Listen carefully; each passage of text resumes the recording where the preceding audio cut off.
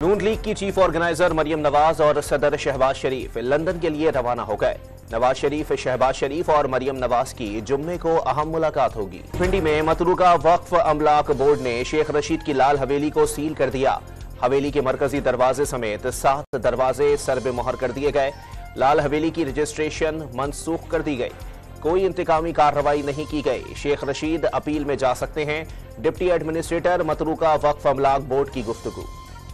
हवेली की रजिस्ट्री का तमाम रिकॉर्ड डीसी ऑफिस में मौजूद है। अदालत में 1 माह में जवाब जमा कराने की मोहलत दी थी, वो जमा करा दिया गया। वकील को अदालत में बहस का मौका नहीं मिला, यकतरफा फैसला कर दिया गया।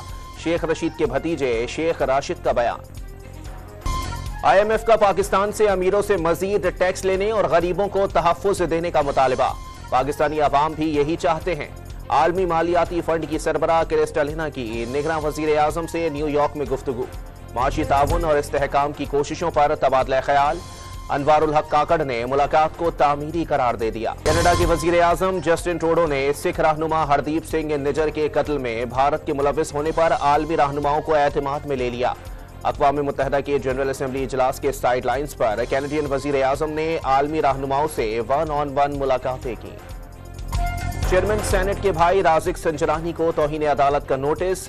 इस्लामाबाद हाई कोर्ट ने सरकारी रिहाइश का अलॉटमेंट केस में पेश न होने पर नोटिस जारी किया।